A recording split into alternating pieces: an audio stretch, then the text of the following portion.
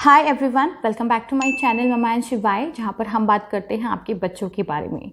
आज की वीडियो है आपके बच्चों के लिए। आज की वीडियो में मैं आपको बताने वाली हूँ मेरी फैमिली में अभी रिसेंटली सबको कोविड था एंड मेरे बच्चे को भी कोविड था, जो कि अभी 3 साल का भी नहीं है। उसके बेसिस पे मेरी क्या लर्निंग थी, क्या मैंने उसकी डाइट में इंक्लूड किया एंड क्या मैंने गलतियां की जिसकी वजह से मुझे अपने बच्चे को इमरजेंसी में हॉस्पिटल में एडमिट कराना पड़ा। तो चलिए बिना किसी देरी के वीडियो स्टार्ट करते हैं। हमारे चैनल ममा एंड शिवाय को सब्सक्राइब कीजिए, बेल आइकन प्रेस कीजिए ताकि नेक्स्ट टाइम मैं कोई नई वीडियो बनाऊं तो आप उसे मिस ना करें। स्टार्ट करूंगी। हम लोगों को कब कोविड हुआ। हम लोगों को कोविड हुआ था, जो सिम्टम्स हमें दिखते स्टार्ट हुए थे वो अप्रैल मिड से दिखने स्टार्ट हो गए थे। सबसे पहले मेरे हस्बैंड को 2-3 सिम्टम्स दिखे, जैसे कि गले में खराश होना, कोल्ड कफ होना। बट क्योंकि मेरे हस्बैंड को ना एसी में सोने की वजह से ये प्रॉब्लम नॉर्मल रहती ही है, तो हम आइडेंटिफाई नहीं कर पा रहे थे कि उनको कोविड हुआ है या जो नॉर्मल प्रॉब्लम है वो है। 2-3 दिन बाद मुझे फीवर हुआ एंड मेरा फीवर 102 से 103 के बीच में कंटिन्यूस रहा for almost 8 to 9 days। And इसके अलावा मुझे बहुत सारे सिम्टम्स थे। मुझे कोल्ड कफ हो गया था, लूज मोशन, डायरिया, ये सारी प्रॉब्लम मुझे हो गई थी। इसी बीच में हमने ये आइडेंटिफाई कर लिया था कि हम लोगों को कोविड हो गया है। अब क्वेश्चन था कि क्या हम शिवाय को कोविड पॉजिटिव होने से बचा सकते हैं, तो इसका आंसर मेरे लिए था नो, क्योंकि I am the only one to take care of my family, तो मैं आइसोलेट हो नहीं सकती थी। सेकेंड, RT-PCR का जब तक रिजल्ट आता है तब तक काफ़ी दिन हो गए होते हैं एंड 2-3 दिन में रिपोर्ट आती है, तब तक आप अपने घर में किसी भी लोगों को नहीं बचा सकते हैं प्रैक्टिकली, क्योंकि इतना छोटा बच्चा किसी के पास नहीं रहेगा, अपने पापा के साथ इतना टाइम स्पेंड नहीं कर सकता। तो प्रैक्टिकली हम लोगों के लिए ये पॉसिबल नहीं था कि हम अपने आप को आइसोलेट कर लें। एंड हमने ये अज्यूम कर लिया था कि हमारे बच्चे को भी कोविड पॉजिटिव मतलब कोविड हो गया है, he is also Covid positive, and हमने उसको उसी तरह से ट्रीट किया। अब हमने अपने डॉक्टर को दिखाया, रिपोर्ट्स वगैरह दिखाने के बाद हमने अपना ट्रीटमेंट स्टार्ट कर दिया। बट क्वेश्चन था कि हम अपने छोटे बच्चे को क्या दें जो अभी 3 साल का भी नहीं है, क्योंकि अभी छोटे बच्चों के लिए कोई कोविड की वैक्सीन नहीं है, कोई दवाई नहीं है। तो मैंने कुछ चीज़ें फॉलो करी, वो मैं आपको अभी बताती हूँ। सिम्टम्स से स्टार्ट करती हूँ। सिम्टम्स में शिवाय को 2 से 3 दिन फीवर था। मुझे फीवर हो जाने के बाद 2-3 दिन बाद उसको भी फीवर हुआ, तो मैंने उसको डॉक्टर को दिखाया, डॉक्टर से उसकी दवाई ली एंड वो मैंने उसको दी, तो वो 2-3 दिन में ठीक हो गया। सेकेंड जो सिम्टम उसको दिखा वो दिखा 10 दिन बाद, 10-12 दिन उसको हो चुके थे। उसके बाद जो उसको सिम्टम दिखा उसमें उसको हाई फीवर था एंड उसको लूज मोशन की प्रॉब्लम थी। अब ये जो प्रॉब्लम थी लूज मोशन की एंड हाई फीवर की, इसकी वजह से सिचुएशन थोड़ी क्रिटिकल हो गई एंड हम लोगों को उसको हॉस्पिटल में एडमिट कराना पड़ा। तो मैंने कुछ चीज़ें जो मैंने शिवाय के साथ फॉलो करी इस पूरे पीरियड में, वो सब मैं आपको बताऊंगी एंड क्या गलतियां करी वो भी मैं आपको बताऊंगी अपने लर्निंग के बेसिस पे। सबसे पहले स्टार्ट करते हैं हाइजीन से। हाइजीन बहुत ज़्यादा ज़रूरी है। हाइजीन के लिए मैं क्या करती थी, मैं मास्क पहनती थी, बट इतने छोटे बच्चे के साथ ये पॉसिबल नहीं है। अगर आपका बच्चा बड़ा है आप उसको भी मास्क पहनाइए, खुद भी मास्क पहनिए। बट मेरे केस में क्या होता था कि मेरा बेबी मुझे बोलता था कि आपने मास्क क्यों पहना हुआ है, तो वो खींचने की उसको कोशिश करता था। तो ये वाला जो फंडा था ये मेरे साथ फेल हो गया। सेकेंड चीज़, हम जितनी भी चीज़ें नॉर्मली घर में यूज़ करते हैं, बेडशीट, टावल नहाने के लिए, कोई भी रुमाल, ये सारी चीज़ें मैं डेली धोती थी मशीन में डाल के। सारी चीज़ें थोड़ा सा उसमें मैंने सैवलॉन डाला, उसके बाद मैं रोज़ मशीन लगाती थी और ये सारी चीज़ें मेरे घर में रोज़ धुलती थी ताकि इन्फेक्शन ज़्यादा ना फैले और अगर अभी शिवाय को नहीं हुआ है तो हम उसे बचा सके। थर्ड चीज़, हम रोज़ बात लेते थे। गर्मी का सीज़न है, ऑफ कोर्स सब बात लेते हैं, बट कभी कभी ऐसा होता है कि आपकी तबीयत ठीक नहीं है तो आप स्किप कर जाते हो, क्योंकि मेरी कंडीशन काफ़ी थोड़ी ख़राब डाउन वाली साइड थी। बट मैं थोड़ा एनर्जी बूस्ट करके किसी तरह से ध्यान रखती थी कि घर में सब प्रॉपरली बात ले। मैं थोड़ा ल्यूक वार्म वाटर में नहाना प्रेफर करती थी, क्योंकि मैं जब सुबह उठती थी तो मुझे काफ़ी कोल्ड कफ जैसा फील होता था। तो जब गर्म पानी छाती पे पड़ता है ना, तो आपको वो जो कोल्ड कफ होता है, जमा हुआ होता है, वो सब निकल जाता है। ऐसे में शिवाय को भी ल्यूक वार्म वाटर से ही नहलाती थी ताकि अगर उसको कोई प्रॉब्लम है सांस वगैरह लेने में वो सब ठीक हो जाए। सेकेंड नंबर पे मैं आपसे बात करूंगी डाइट के बारे में। ऐसे टाइम पे हम अपने बच्चे को डाइट कैसी दें, तो नॉर्मली हम अपने बच्चे को अच्छी हेल्दी डाइट ही देना प्रेफर करते हैं, बट मैंने थोड़ा और ज़्यादा ध्यान रखा। तो it is all about balanced diet. हर तरह के न्यूट्रिएंट्स आपके बच्चे को मिले, जैसे कि आयरन के लिए मैंने अपने बच्चे को बॉइल्ड एग देना स्टार्ट किया। हमने कई दिनों से बॉइल्ड एग खाना बंद करा हुआ था क्योंकि बर्ड फ्लू था इससे पहले, तो हम लोगों ने एग बंद किया हुआ था। बट इस टाइम पे मैंने उसका एग स्टार्ट किया।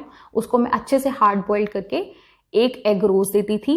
इसके अलावा विटामिन सी के लिए मैंने उसको सिट्रस फ्रूट्स दिए, जैसे कि मैंने उसको होपफुली मुझे मिल गया लकीली, तो ऑरेंज में उसको देती थी, मैं उसको मौसम्बी देती थी, कैप्सिकम, पपाया, इसके अलावा कैरेट, ये सारी चीज़ें मैं उसको देती थी ताकि उसको विटामिन सी अच्छे से मिले।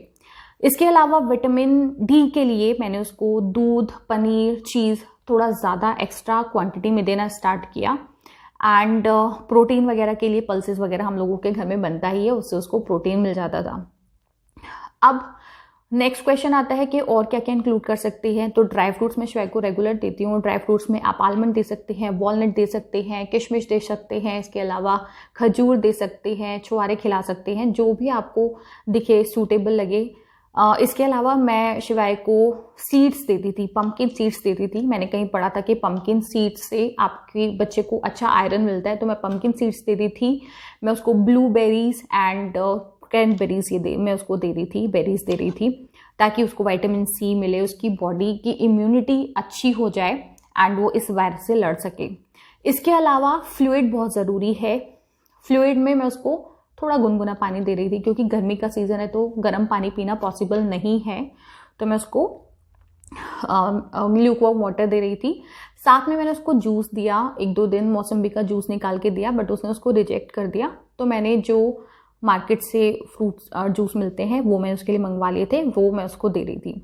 मेन है कि आप बैलेंस्ड डाइट लें एंड खाना स्किप ना करें, क्योंकि बहुत ज़्यादा कमज़ोरी आ जाती है इस पूरे फेज़ में। जो हमने फील किया, कोरोना वायरस का जो पीरियड है वो सिर्फ 15 डेज़ का है, बट आपका जो रिकवरी का टाइम है वो 1 महीना 1.5 महीना भी हो सकता है। तो हम लोगों को भी रिकवर करने में 1 महीने से ज़्यादा का टाइम लगा है।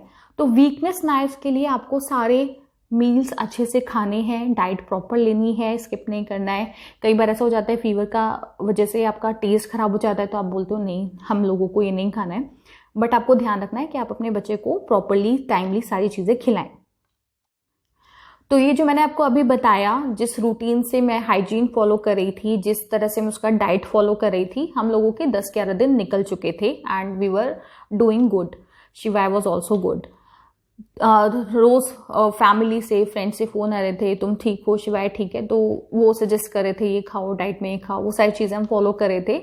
एंड उसी बीच में मैंने शिवाय को, जो उसकी आफ्टरनून वाली नैप होती है, उसमें सुलाया। ही वॉज परफेक्टली फाइन जब तक मैंने उसको सुलाया। जब वो सोकर उठा, उसको बहुत तेज फीवर था, उसको लूज मोशन हो गए एंड लूज मोशन की फ्रीक्वेंसी बहुत ज़्यादा थी। 2 घंटे में वो 7-8 बार जा चुका था।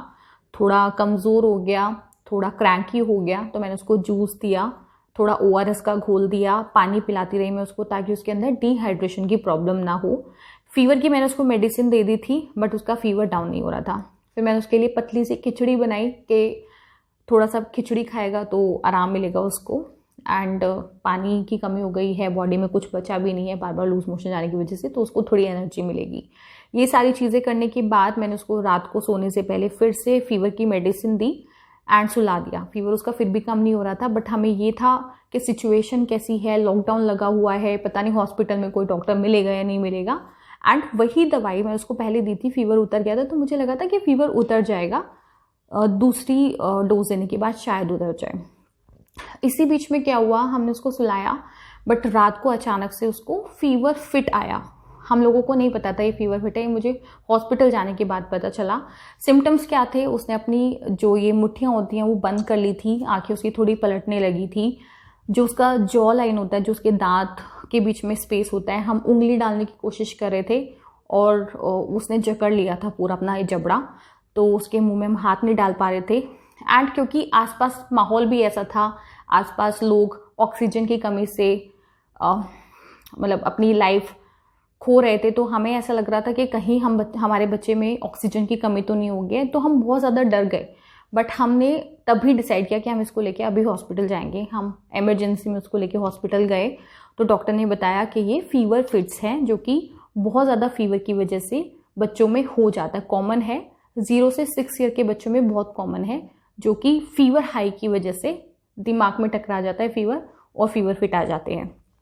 फिर डॉक्टर ने वहाँ जाके उसका ट्रीटमेंट स्टार्ट किया, इमरजेंसी में उसको एडमिट किया एंड वहाँ पे हम हॉस्पिटल में ऑलमोस्ट 3 दिन रहे।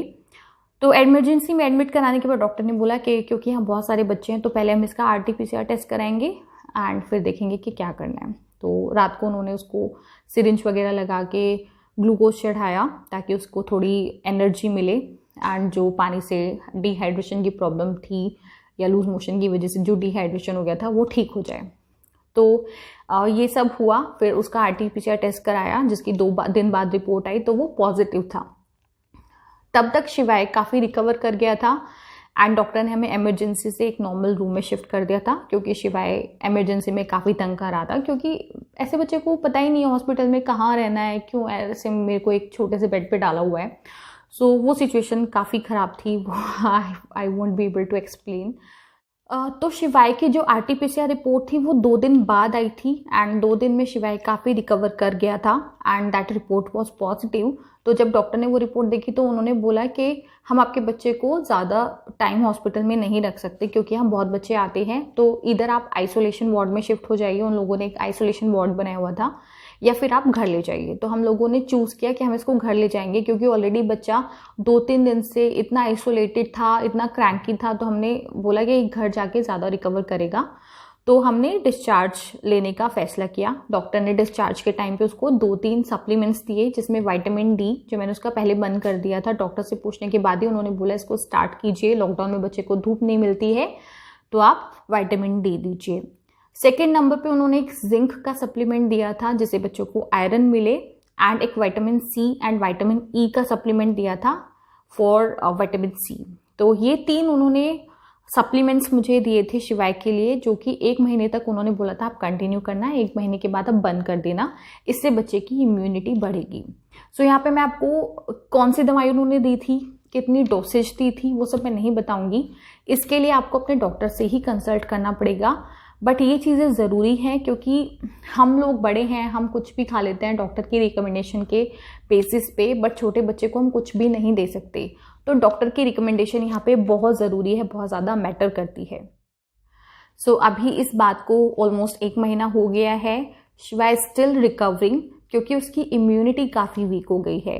लूज मोशन के बाद मैंने अभी एक रीसेंट वीडियो भी शेयर किया हुआ था। लूज मोशन के बाद आपके बच्चे की इम्यूनिटी बहुत ज़्यादा गिर जाती है एंड मेरे बच्चे को तो वैसे भी कोविड था, तो इसके कॉम्बिनेशन की वजह से इम्यूनिटी उसकी इतनी वीक हो गई है कि हल्का सा मैं अगर AC चला देती हूँ तो उसको वो छींकने लगता है। एंड अभी जैसे पिछले 2 हफ्ते पहले मौसम थोड़ा ख़राब था तो उसको काफ़ी कोल्ड कफ था, तो उस चीज़ के ऊपर मैं ऑलरेडी वर्क कर रही हूँ ताकि उसकी इम्यूनिटी अच्छी हो सके। बट मैं आपको इस वीडियो के थ्रू ये बताना चाह रही हूँ कि कोविड वायरस को ईजी मत लीजिए। स्पेशली बहुत लोग कहते हैं कि बच्चों में इतना नहीं दिखता है, बट मेरे बच्चे में पूरे सिम्टम्स थे। जैसे मैंने आपको भी बताया, उसको लूज मोशन हो गया था, उसको फीवर हो गया था, तो उसको नज़रअंदाज ना करें। घर पे आप ट्रीट कर सकते हो, आप उसको हेल्दी डाइट दे सकते हो, बट डॉक्टर से कंसल्टेशन मुझे लगता है ज़रूर लेनी चाहिए। आइसोलेशन के साथ साथ डॉक्टर क्या आपको बोलता है वो आप ज़रूर फॉलो कीजिए। होपफुली आज की वीडियो आपको पसंद आई होगी। अगर आपको वीडियो पसंद आई है तो ये वीडियो ज़्यादा से ज़्यादा आप अपने आसपास जितने भी छोटे बच्चों के पेरेंट्स हैं उनके साथ शेयर कीजिए ताकि ये इन्फॉर्मेशन किसी ना किसी को किसी ना किसी वे में हेल्प कर सके। Thanks for watching. Stay safe, stay healthy.